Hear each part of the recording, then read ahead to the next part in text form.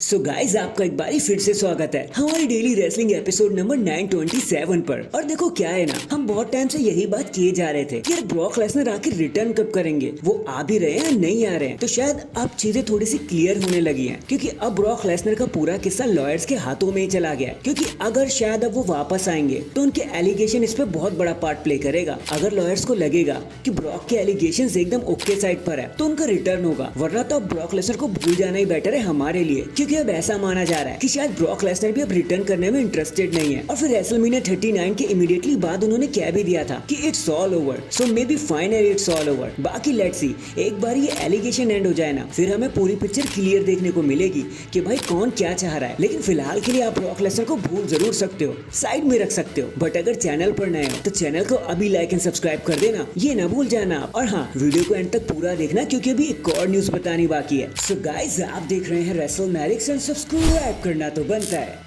Well, बुया का 619 ये theme song तो न जाने कितनी बार हमारे दिमाग में जहन में आया होगा, कितनी बार हम इसे गाते फिरते इधर उधर जाते रहते होंगे। इस सॉन्ग के रिलीज होते ही ये सॉन्ग इंस्टेंट क्लासिक बन गया था 2005 में रूथलेस एग्रेशन के टाइम पर। But as we all know कि इस थीम सॉन्ग को POD नामक बैंड ने परफॉर्म किया था। तो अभी हाल ही में एक इंटरव्यू देते हुए सोनी सैंडोवेल, जो POD के लीड सिंगर भी है, उन्होंने बताया कि देखो, जब ये सॉन्ग लॉन्च हुआ था तो हमारे और WWE के बीच में एक डील हुई थी कि हमें फाइनेंशियल कंपनसेट मिलेगा। बट फिर बात आगे बढ़ी और डील कुछ ऐसी हो गई कि देखो, हमें पैसे तो नहीं मिलेंगे लेकिन WWE हमारा प्रमोशन करेगी हर जगह, हमें प्रॉपर प्रमोशन मिला जाएगा। लेकिन ना तो हमें प्रॉपर प्रमोशन मिला, ना कोई रिकॉग्निशन, ना कोई पैसे, कुछ भी नहीं मिला। फिर जब रेसलमेनिया 40 में रे मिस्टीरियो ने इस थीम सॉन्ग को दोबारा से यूज किया तो हमने देखा कि WWE सॉन्ग फिर से यूज करने लगी है, बट हमें कुछ दे नहीं रही। एंड इतना कहकर वो शांत हो गए। सो यार, अब क्या ही कर सकते हैं, आर्टिस्ट के साथ हमेशा ऐसे ही रहता है, मेहनत का मेहनत आना उन्हें कभी नहीं मिलता। और यहाँ भी ऐसे ही हो गया। वैसे तो WWE बहुत बड़ी कंपनी है तो उन्हें ऐसा कर देना चाहिए था, बट यार क्या कर सकते हैं, सच एज लाइफ।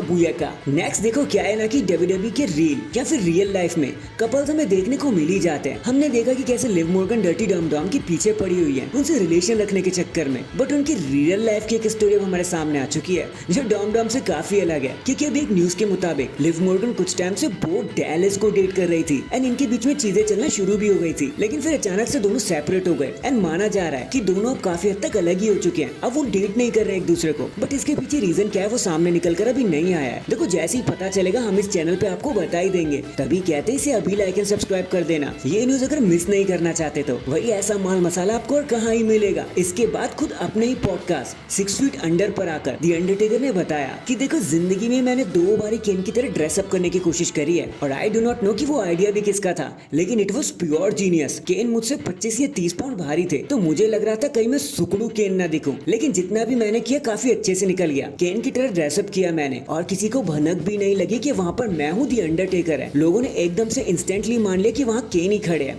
बल्कि वहाँ पर मैं था। एंड सब कुछ मक्खन की तरह निकल गया, एकदम स्मूथ बटरी। एंड वो मोमेंट इंस्टेंट क्लासिक भी बना WWF एरा का। एंड कुछ इस तरह अंडरटेकर ने अपनी और केन की स्टोरी को हमारे सामने अनफोल्ड किया कि कैसे एक छोटी सी हेजिटेशन उनके लाइफ का सबसे बेस्ट मोमेंट निकल कर सामने आई। इन दी एंड चलो चीजें एंड कर लेते हैं एग्जैक्टली वैसे ही जैसे हमने शुरू किया था। तो देखो, ये तो आपने मुझसे सुन ही लिया है कि ब्रॉक लेसनर का रिटर्न अब जरा सा मुश्किल है, बट ट्रिपल एच से कुछ अलग ही कहानी बता रहे हैं। देखो, उनके मुताबिक ट्रिपल एच से जब पूछा गया कि उनको ब्रॉक लेसनर के बारे में क्या कहना है तो उन्होंने कहा कि देखो, हमारे दरवाजे उनके लिए हमेशा खुले हैं, बट ये रिटर्न डिपेंड करता है खुद ब्रॉक लेसनर पर और क्रिएटिव टीम पर। अगर इन लोगों को ठीक लगेगा कि रिटर्न होना चाहिए तो भाई रिटर्न होकर रहेगा, उसको कोई नहीं रोक सकता। बट बस ट्रिपल एच ने इतना कह दिया और सब लोग ये सोचने लगे और ये महसूस करने लगे कि हो सकता है ब्रॉक लेसनर अब आजकल में ही वापस आ जाएंगे, डेमन एंड गंथर पर अटैक कर देंगे एंड खुद को इस मैच में एंट्री दिलवा देंगे ताकि समरस्लैम में एक बार फिर से ब्रॉक लेसनर का गाना बज सके, वो वर्ल्ड चैंपियन बन सके। So that is it guys, अभी के लिए तो बस इतना ही। देखो, आप मुझे बताना, ब्रॉक लेसनर आ रहे हैं या जा रहे हैं, इंटरेस्टेड हो रहे हैं या नहीं हो रहे हैं, आखिर ब्रॉक लेसनर का पूरा मामला किसके हाथों में है, कमेंट करके जरूर बताना। एंड अगर चैनल पर नए हैं तो चैनल को अभी लाइक एंड सब्सक्राइब कर दो। बाकी मैं मिलता हूँ आपसे किसी और अपडेट के साथ, तब तक के लिए अपना ख्याल रखें और खुश रहें।